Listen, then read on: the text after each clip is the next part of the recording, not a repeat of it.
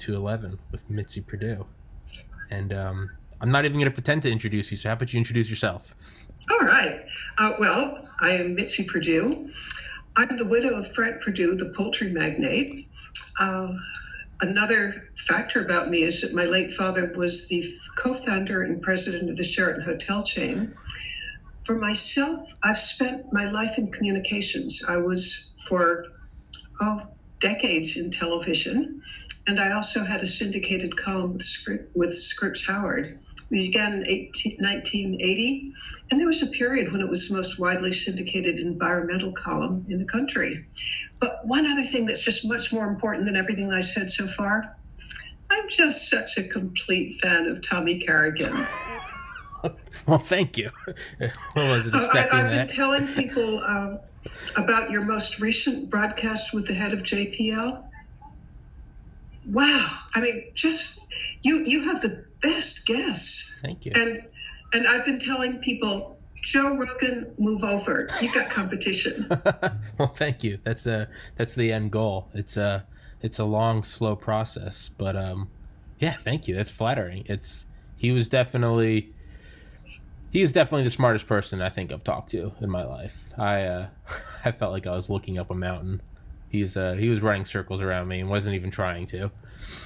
But he was so articulate. He put things just in such easily comprehensible ways. I mean, honest, I have been telling my friends, go and watch that. Yeah, well, thank you. I will relay that to him. It was, yeah, he really was. It was just, he's exactly who I would imagine would be the head of JPL.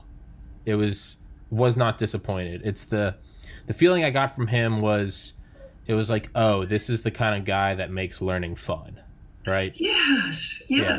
And I'll tell you one other reaction that you can tell him if you're so inclined. After listening to him, I was thinking, I don't mind paying my taxes so much if we get things like that for it.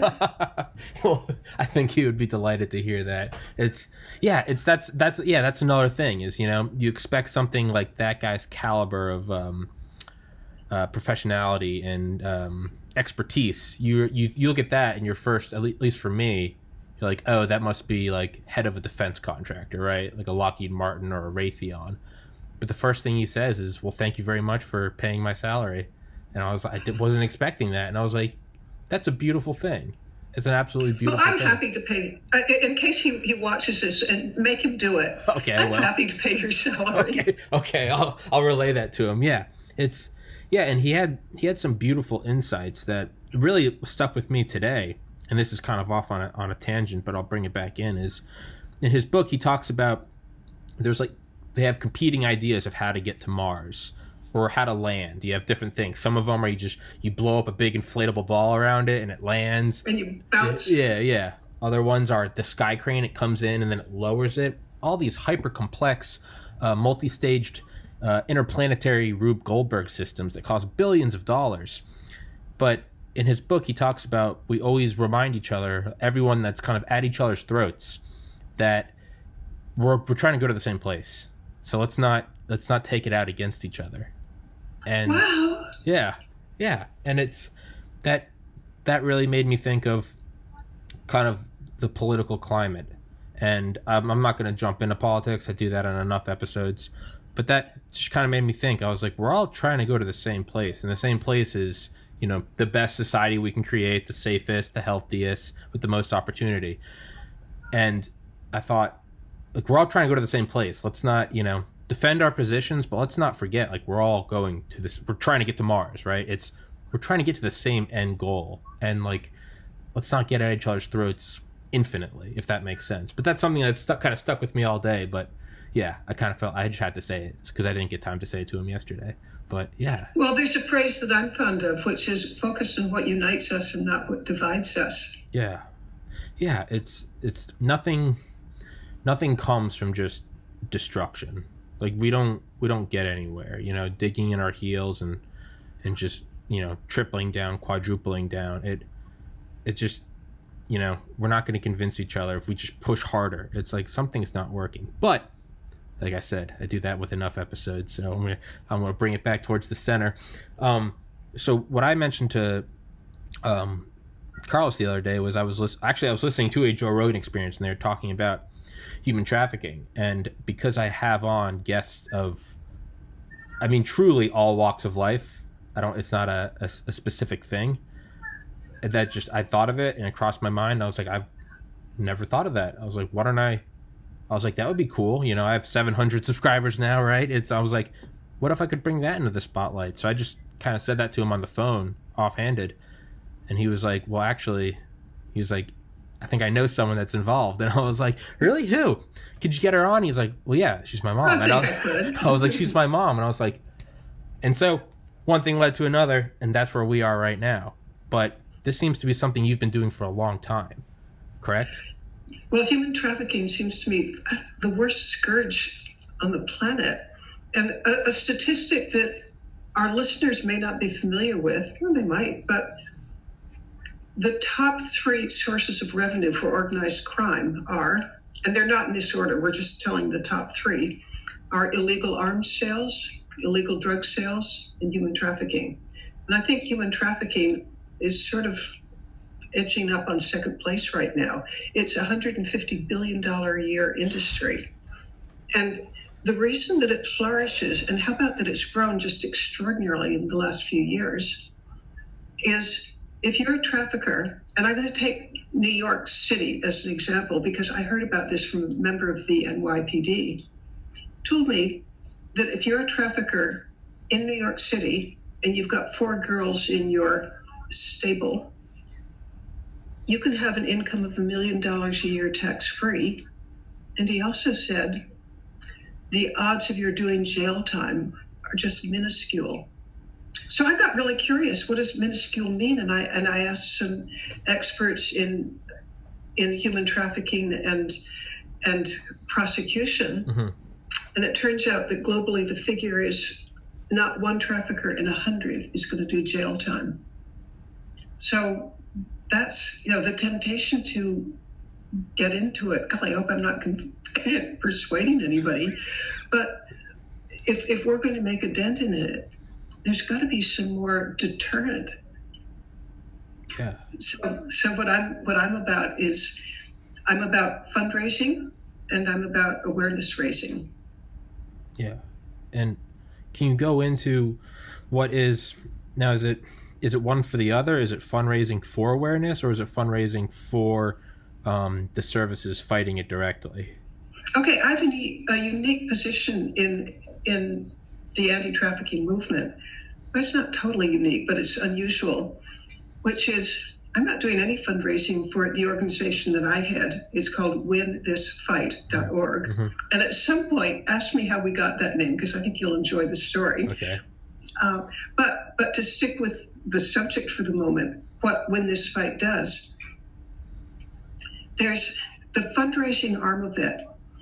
There are a lot of wealthy people who have items that are worth a lot, like in the $1 million range, that are in storage, or maybe they're tired of it, or maybe they've got some really expensive, fabulous painting and they've got one that they like even more and they can't display the old one. I have a way of converting tangible property into cash. And I'll give a concrete example of how this works. I'm giving you a real example, real names. There's a man named Paul Hutchinson. Paul Hutchinson is very involved with the Child Liberation Foundation. And this is a group that rescues children. He owns a $1 million necklace. It's diamonds and sapphires, and it belonged to Marlene Dietrich, the movie star from the 1930s. It's appraised at $1 million. He said that if he takes this $1 million necklace and gives it to the Child Liberation Foundation or anybody, any organization, they're not going to be able to sell it very effectively. They don't have the time, the bandwidth. They just, you might get pennies on the dollar for it. So he thought, I'll go to a jewelry broker. He learned that a jewelry broker probably could get him the $1 million, but it'd charge 40%. Could only give $600,000. Sure. The next possibility was taking it to an auction house. Say the auction house gets $1 million for it, which it probably could, but that'd take between 20% and 22%. So he's got this beautiful thing that he'd like to give, but the friction of converting it into cash is just terrible. Mm-hmm. Well, so what I've come up with is there's an auction house, and I don't really want to say their name at this point because they have offered something for this auction that they don't want everybody to know. Okay. And here's what it is. The management of this particular auction house, it's in New York and it's one of the largest, they hate trafficking. They are willing, for the sake of a giant auction of very high value items, to forego their transaction fee.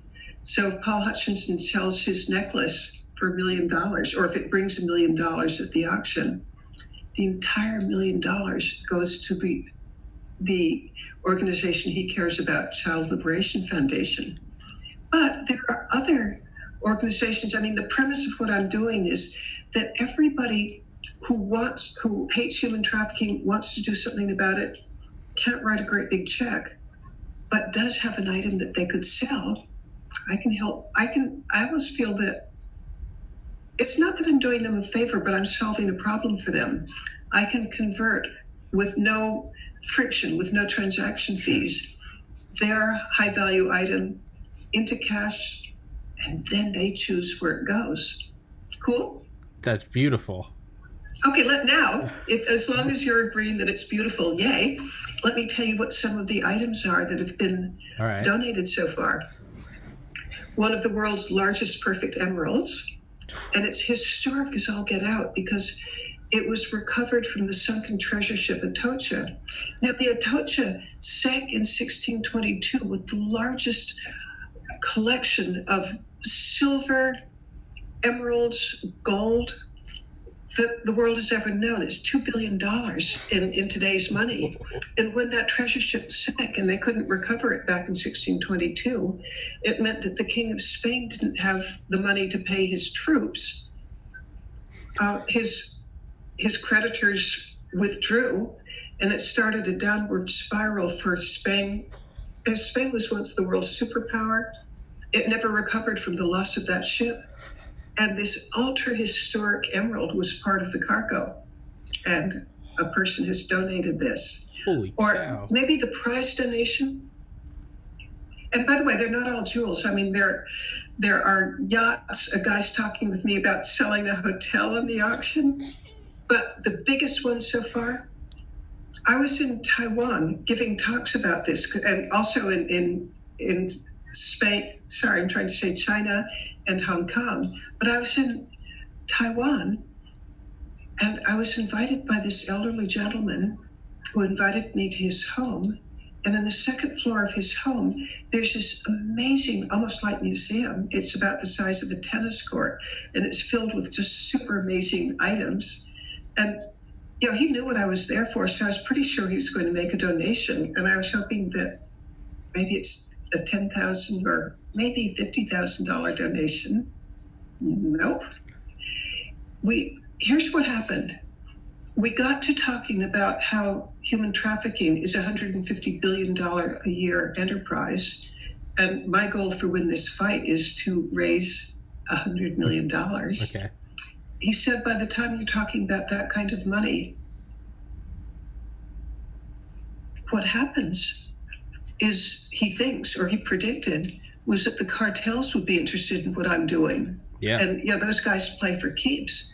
And this elderly gentleman says, aren't you worried that they'd try to do something to you?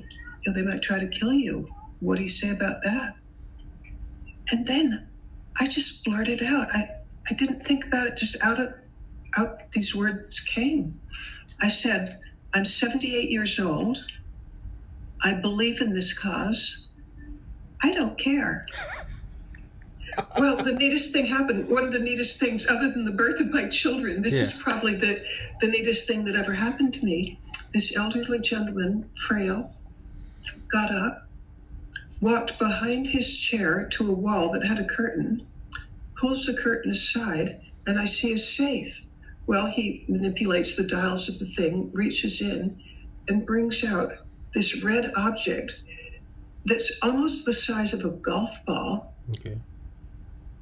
and it turns out to be a ruby. It's a ruby that belonged to a Qing dynasty emperor. It's probably 300 years old. And he handed it to me. He gave it to me. A 70-carat ruby that belonged to a Chinese emperor.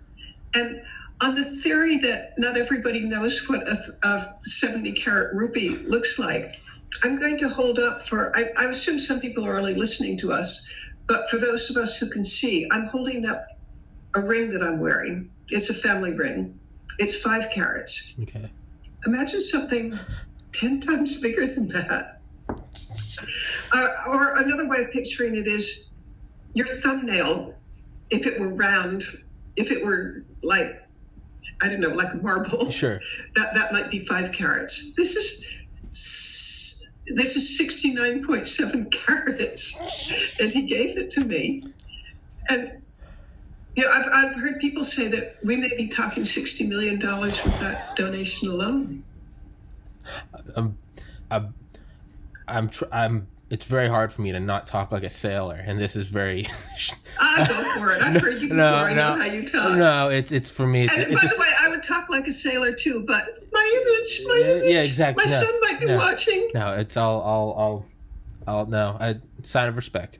It's but I mean, holy cow.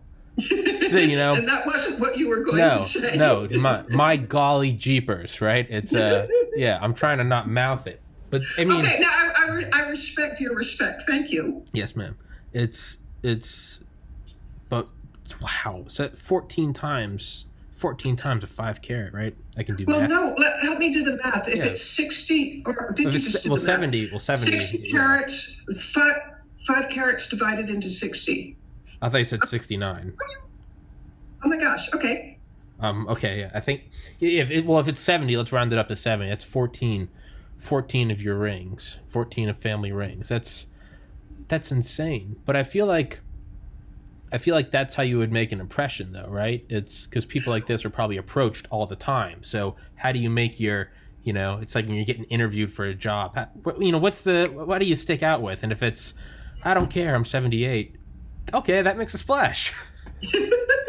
Well, it was just so cool because if I had thought about the answer, I don't think it would have had the same impact. But this was so from the heart. Yes. I could just tell that it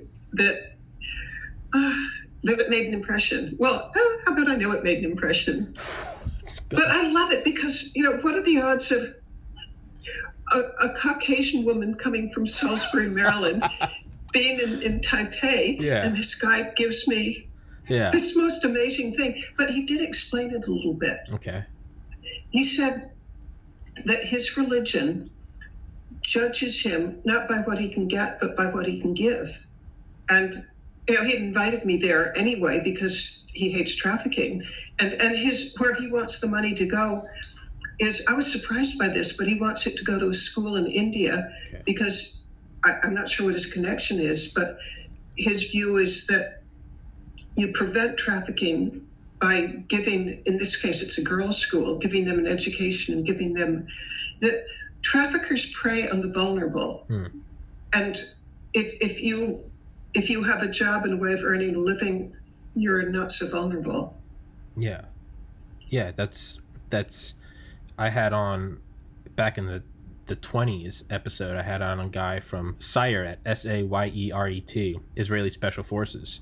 Oh, I'd love that. Yeah. Oh, it's a cool one. He had to wear a mask because he's not under, I guess, Israeli government says he can't reveal his identity. But he did send me like documents of who. Point being, is he talked about, you know, fighting Hezbollah, Al Qaeda, and he was like, I was like, how do you, you know, what do you? I was like, what's the way to go about this? And he was like, well, you know, the simple answer is like you engage them, you kill them all. And he's like, that's understood. And I was like an idiot. I was laughing, and he goes, but really, the way to go is. He goes, you build a school or bring in food and water. And I was like, what?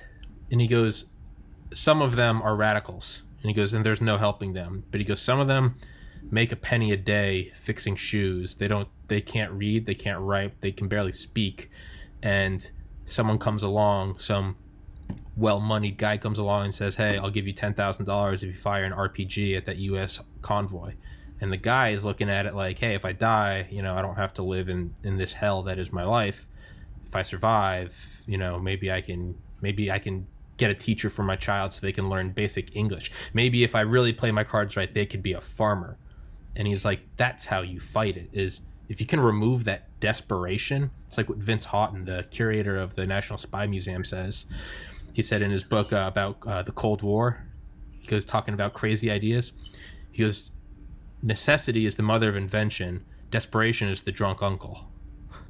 And wow, I've got to memorize that. Yeah. By the way, I have a problem right now, which I didn't expect to have. Sure. But can you monologue for 60 seconds while I dash into the kitchen and turn off the oven? Absolutely. I can monologue. I can do it, no problem. Okay, time me. See if I can dash to the kitchen. I got you. Press off and be right back. I got you. I'm timing you right now. Go. You're already 2 seconds in. Go.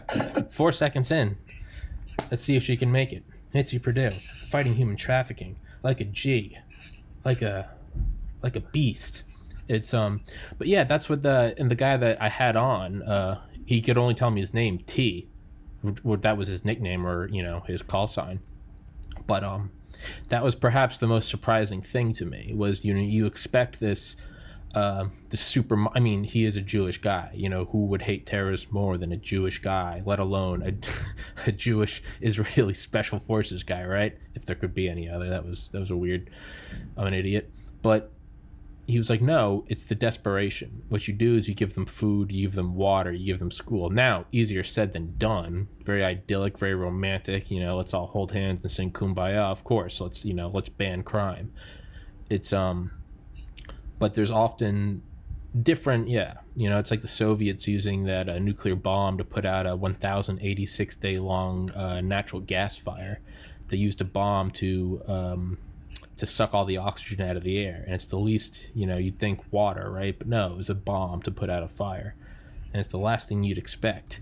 And let's see if you ran 10 seconds over, so but yeah, it's okay, but extra credit cooking tip for everybody. Okay. I write cookbooks as a hobby. I've written several, and one of the things that isn't generally known is that your nose is often a better guide than your stopwatch or anything else. That this is getting technical, but we'll deal with it. Go with it.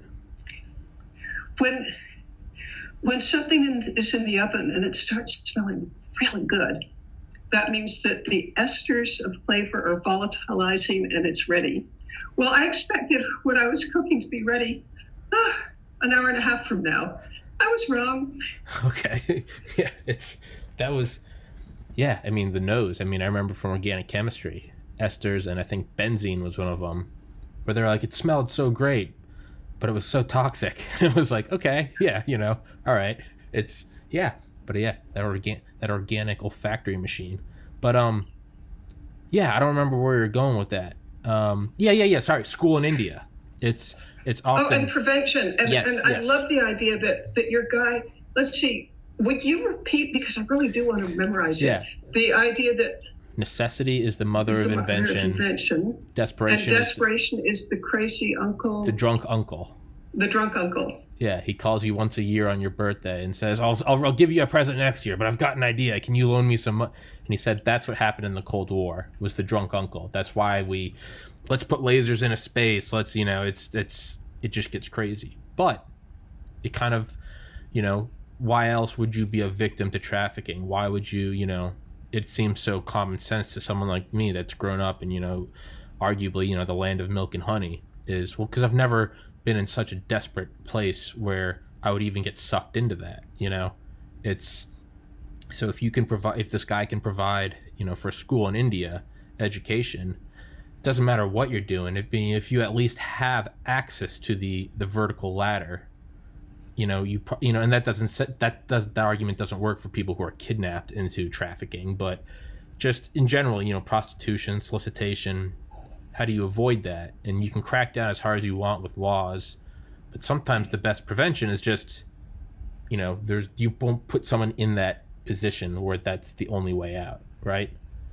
And yet, the terrible thing is there's so many ways to get into being trafficked. Sure. Like one of them that some of our listeners, once they know about it, they can maybe protect their children. But have you heard of sexting blackmail? No. Here's what happens. A girl from a good family, and this happens, how about loads? I mean, I've met people who've been through this. The girl's, maybe she's 12, maybe she's 14, Sure. maybe she's 16.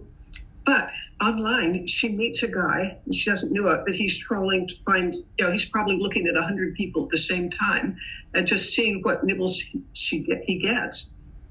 But from the little girl's point of view, or the young woman's point of view, here's somebody who really understands her, who takes the time to listen to her, who's sympathetic about her problems with her mom. And pretty soon it's just the most exciting thing in the world to come home from school and and talk virtually with this older person who understands her and gets her and cares about her. And then maybe after a few months of grooming, where she now feels he's her best friend in life, he says, "Send me a picture." She sends him a picture. "Oh, you're so beautiful. You make me so happy.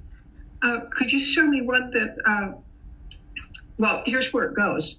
He keeps asking her for more and more, to show more and more of herself. Sure. And then he asks her to take photographs with her blouse off, Sure. then with her bra off. And pretty soon he's got pictures of her completely naked. And then the dynamic changes. He says, "I've got these pictures, and I'm going to show them to your parents and all your classmates unless you meet with me at the theater or something." And this blackmail means that maybe she'll pose for ever more explicit pictures. She gets sort of sucked down deeper and deeper into this, and she's scared, and she can't sleep, and she can't think straight. And at some point, she leaves home and she gets trafficked. And it happens loads. Or another avenue into it. And I know a woman, she's now probably 26, but she told me when she was 16 that she came from a very religious family, and she was so sheltered that the first time in her life that she was allowed to go to the mall on her own was when she was 16. And while she was there, she met this older guy. She thought maybe he was 18 or so, but he was so cool and so attractive, and he liked her, she thought. And they got to talking, and she gave him her address, and pretty soon they're corresponding, and then they're meeting, and she falls madly in love with him. She just never felt such love in her whole life, and everything that she ever dreamed of in life, he's offering her. He buys her presents. He takes her to grown-up restaurants, and she's just, life has never been more wonderful. Here's somebody older who loves her, who gets her, who understands her. And then he begins pressing her for sex. And she says, "No, I can't do that. It'd betray everything that I'm about." And he tells her, "But you have to understand, I have needs. If you love me, you'd do this." So she does. And she expects that, I'm going to use her exact words because this is what she told me. "After we had sex, I thought this would seal the deal, that would be together forever." And then suddenly this guy who had been texting her like 20 times a day doesn't. And she's just going out of her mind, between fear and that, she's gone against everything she believes in, but she expected the reward would be living happily ever after. And suddenly he's not answering her texts. And then 3 or 4 days later, when she's just in more agony than she's ever imagined in her whole life, he texts her again. And eventually she goes over to his apartment to find out, what's gone wrong. I'll do anything to have our relationship back again. And this is a real story that a woman told me. She told me, the guy says, "You have to understand, I need some income if we're going to have our life together, and there's some things that you've got to do." Well, she's so hooked on being in love, and she's sort of looking up to him as almost the authority figure in her life. She wants to please him. And what he wants is, just this once, to have sex with one of his friends. And, there'll be enough money to pay the rent, and it will just, and when she's done it, which again is against everything she believes, one of the things that was just so important to her growing up was she felt her single mother, never really approved of her. And the boyfriend tells her, "I'm so proud of you that you did this. Mm-hmm. It was just wonderful." And so she's got all these mixed feelings. Now he's loving her again, and he's giving her the reassurance that she craved all her life. But she's just done something that's so against everything she believes in. I mean, she's just falling apart. And she told me that for 4 years, this guy, she ran away from home. This guy told her that he knew where she lived, that he'd kill her little brother if she even tried to get away. And 4 years of having sex with strangers up to 12 times a night. He's getting rich. She gets nothing. He beats her up. She's terrified. I think it's about as horrible a life as I can personally imagine.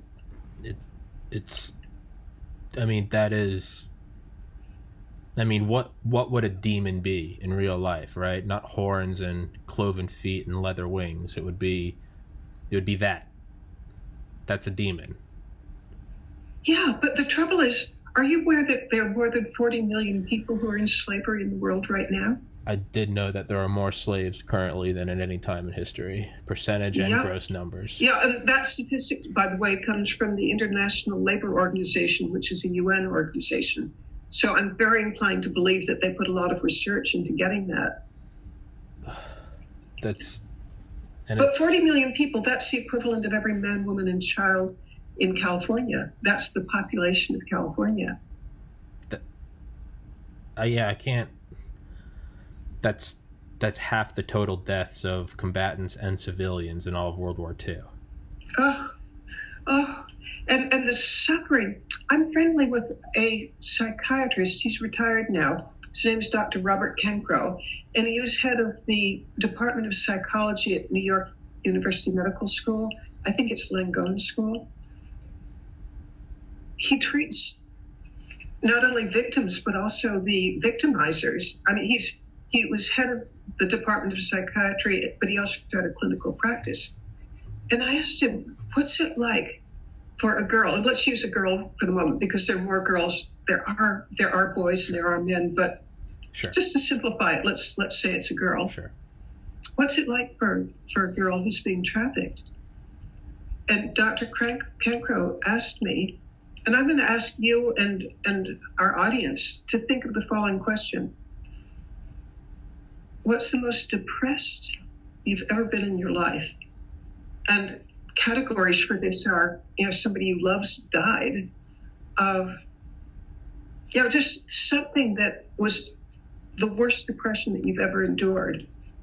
He said in his clinical practice, for most people who come into his office for depression, there's a beginning, a middle, and an end to the depression. He said for a young woman who's being trafficked, it's the worst depression you've ever known, and there's no end to it. It's just, hopelessness, miserable. And that's, by the way, why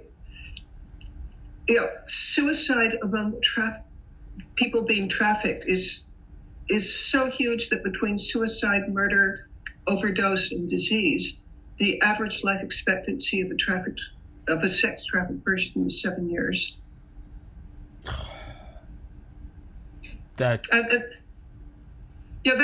Those kind of statistics are why I want to spend the years that remain to me to combat this. And alas, I've mentioned the auction that is the basis of the organization that I had.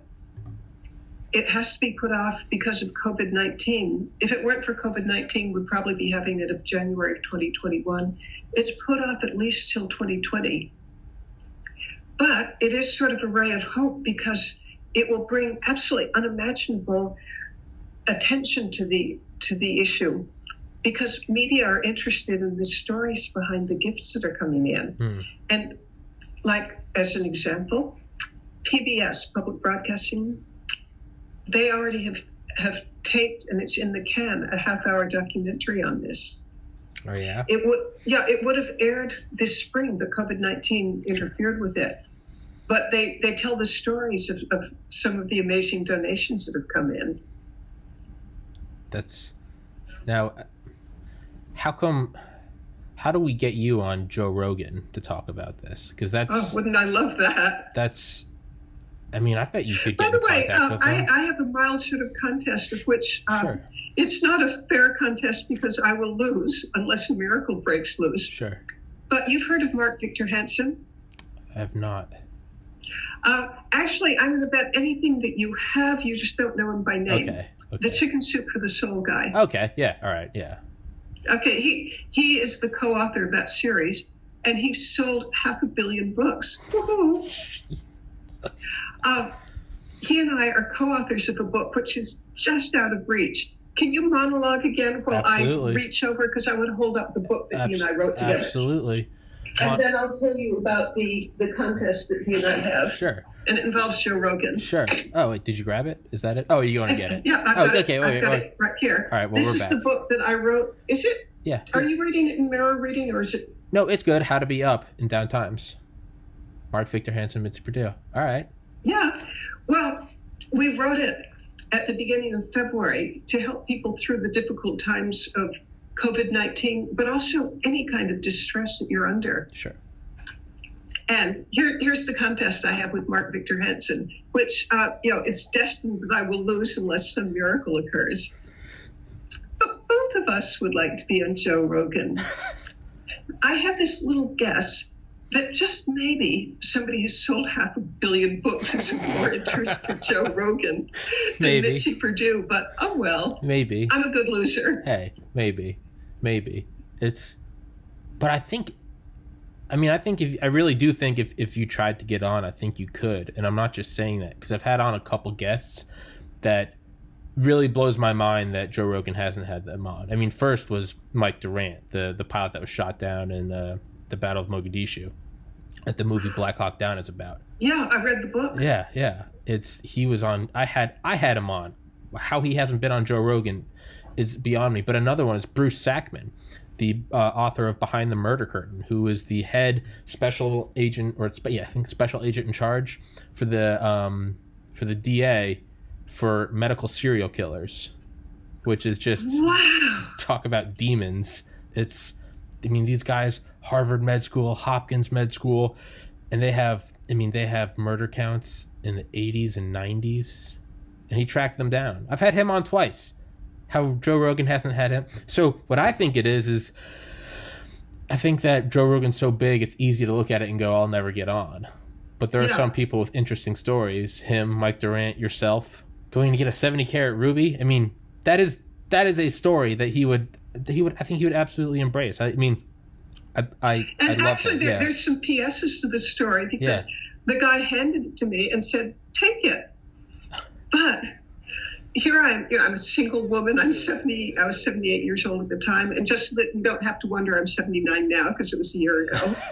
But I'm thinking, a single woman in Taiwan carrying a ruby that might be worth $60 million in my pocket. I don't think so. No, thank you. And then I got defeated by the idea of, what do you do about customs? Because I don't want to pay customs on a $60 million item. Yeah. And I don't want to lie about it because this is not good on your record to have lied to customs. Yeah. So here's how I left it with him. That ruby, he wrote a great big document, both in English and Taiwanese, saying that I own this thing, and that he would save it until the auction takes place. And then I asked the auction house, how do we get this thing from Taiwan to New York City? And they said, we do this kind of thing all the time. We have, we've got I guess it's the equivalent of special forces people who like can guard it and keep the whole operation secret.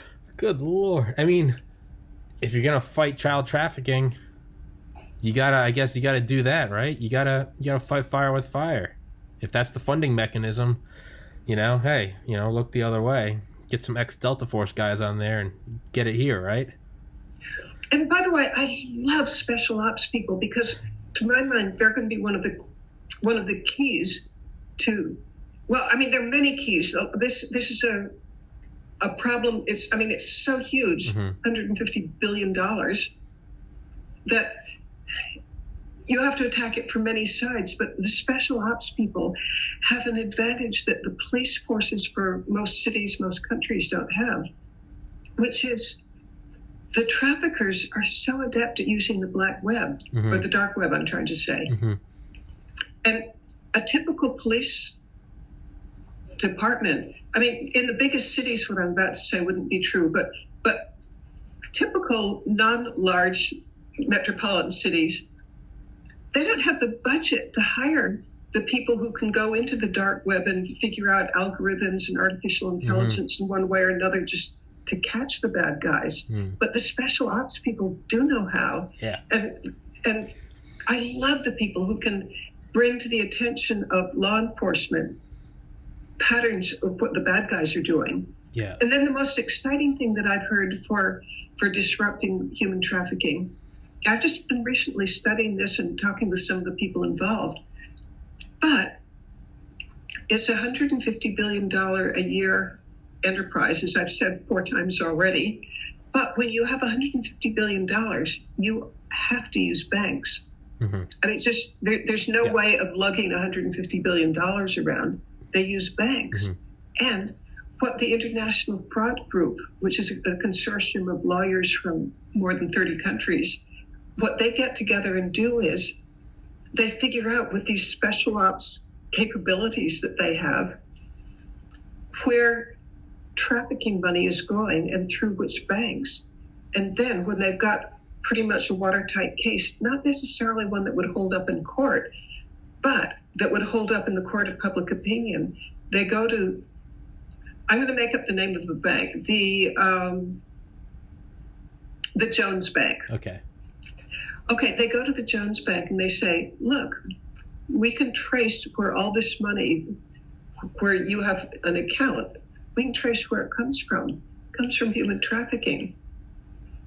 We would like you to close that account. And if you don't, we can make this information public.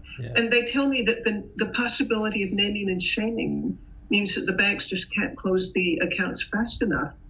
Well, imagine if we could make it impossible for the traffickers to have accounts to use money. I mean, that almost it's got to be physically impossible to move $150 billion around. Yeah, you get to a point where, I mean, that was Pablo Escobar. He was spending $2,000 a day on rubber bands he used to write off, I think, $30 million a year as losses because they'd stuff it in the walls as insulation and rats would eat it. That was the loss. There's I think it's a YouTube on Pablo Escobar, and I just devoured it. Yeah. So fascinating. Yeah. Oh, yeah. He used to. Although now I've got a great big question for us. Okay. Why are the bad guys so?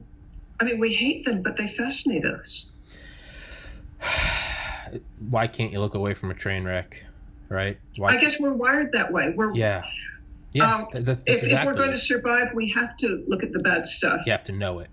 Yeah, if we ignore that, I don't know, that snake, if it's 40,000 years ago and we're in the savannas and there's something wiggly, if we don't pay attention to it, we're not going to have children. Yeah, exactly. Yes, you can't stop, if you see a tiger and it eats your friend, it's the worst thing ever. But I mean, you stare at it and then, it's passed on for the next 1,000 generations. The tiger's the monster, right? I think you have to. It's, why can't, I know, whenever I watch a documentary on it, there's something about like 9/11 that you can't look away from, why can't Why is it that there are so many views on videos of the 147 people that jumped to their deaths? It is the most taboo thing. You can't imagine it, right? 1,000+ feet above a sidewalk. But it's maybe it has to be burned into your mind, right? It has to be burned into your mind, and it's like something caused that. And I think it's part of you're right, wired into us, where maybe it's not a snake or a tiger, but it's the monster. Or maybe it's a terrorist. Well, that's what I mean. Because I want us angry at the bad stuff that's happened. Yeah. It's very easy to, when you look at it and you can't look away. How come I can't? Serial killers. Why can't I stop reading these books? I think it's something primitive, because your mind is like, I know you're terrified of it, but it's like, know your enemy. You must know them better than you know your friends, right? I think that's what it is. I think you've just answered my question to perfection. Know your enemy. Yeah. Because if you don't, you'll be a victim. Yeah. It's what Brigadier General Robert Spalding, author of The Stealth War, from the Hudson Institute. That's what he said. Hudson. Yeah. I was just talking today with a woman who's on the board of Hudson. Yeah. I had him on episode 161, I think.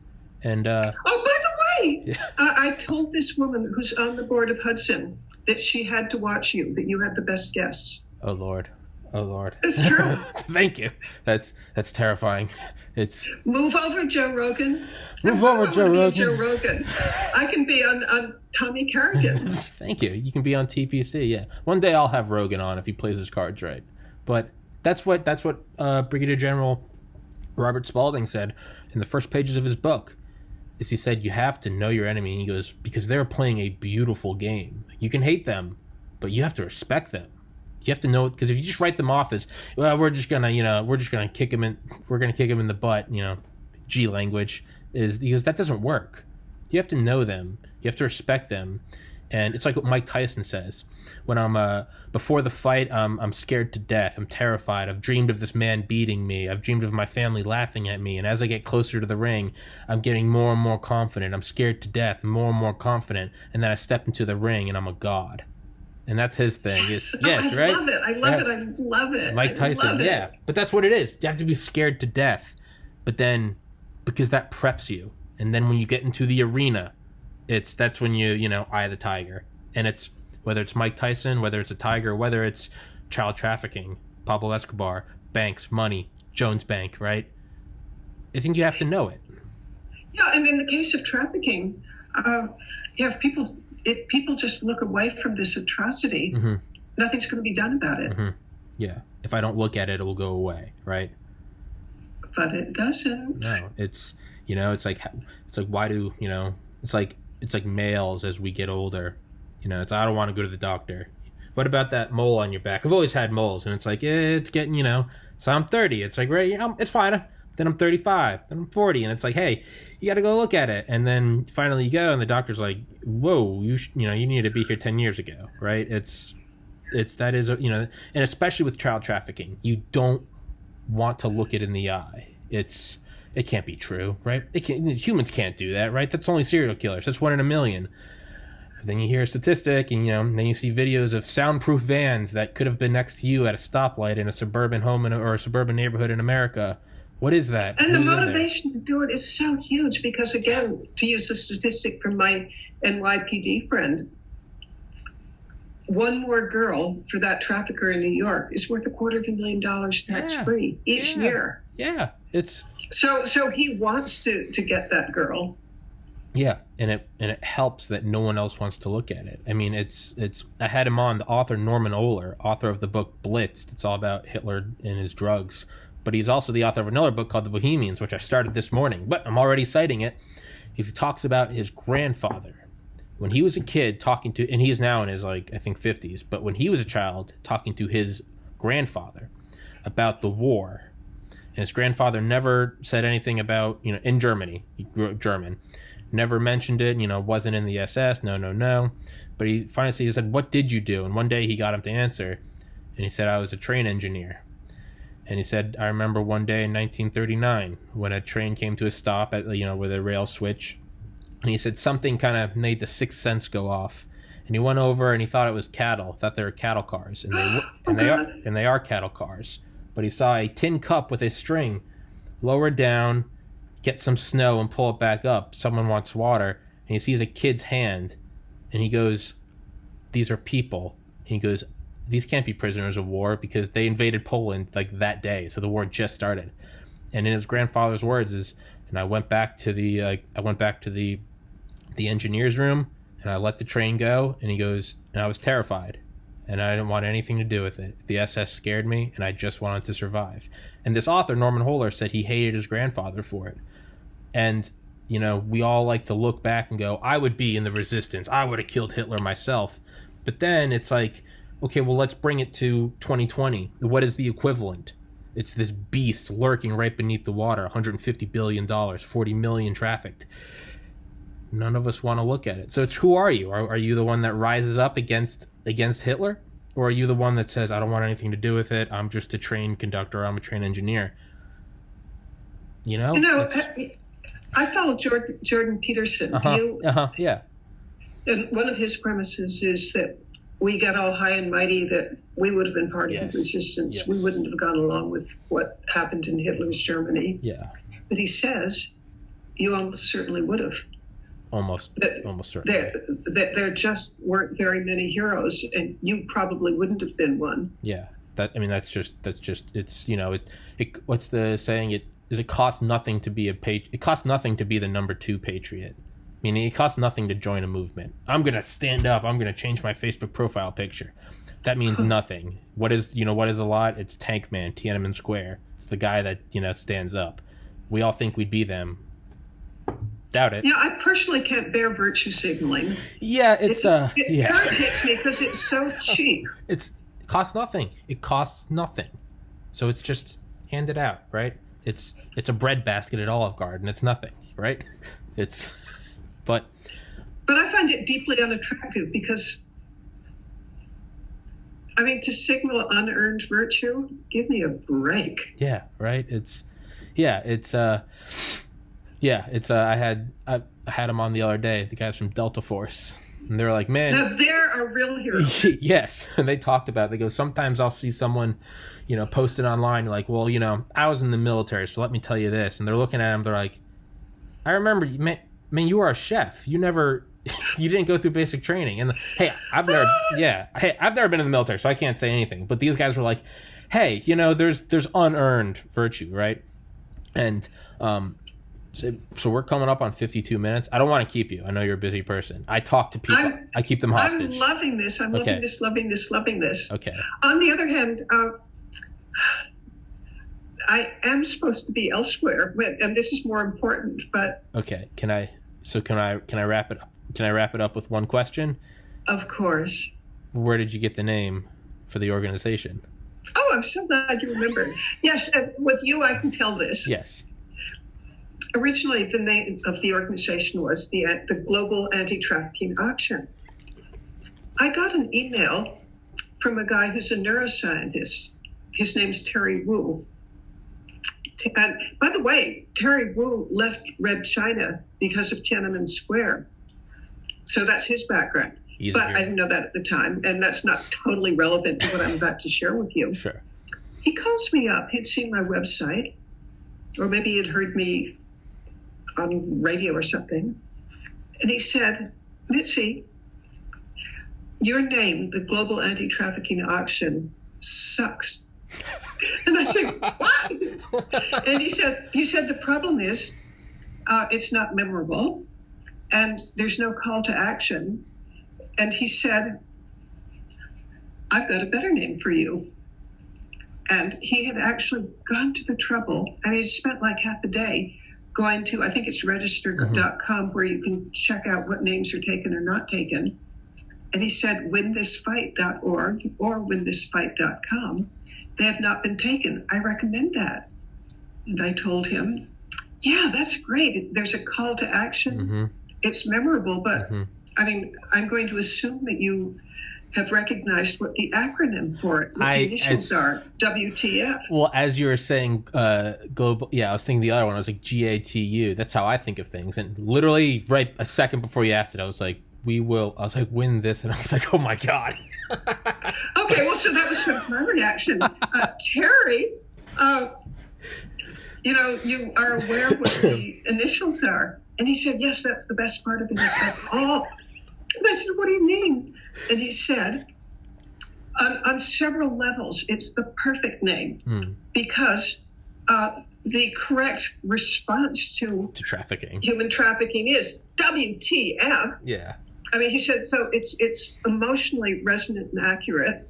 And the other thing is, it's transgressive. There's something wrong with it. Yes. And he said, that's what sticks in people's minds. Yes. So WTF. Yeah. And by the way, I mean, if WTF.org had been available, I would have gotten it after this lecture from a neuroscientist. Yeah. But he said, no, when this fight with the initials WTF, it's made in heaven, you couldn't do better. And I bought that argument, and I've learned that people do remember. So anybody who wants to know more about it, please come to winthisfight.org. I will post it in the description in the top comment. I was gonna say, I've heard I know you gotta go, I'll wrap it up. If you can make something rhyme, have a catchy acronym, or make it have alliteration, it's shown in the mind with fMRIs, functional magnetic resonance imaging, that your mind is almost it's like getting like a prefabricated like a desk from IKEA versus having to cut the wood yourself. You can just kind of nail it together. Your mind actually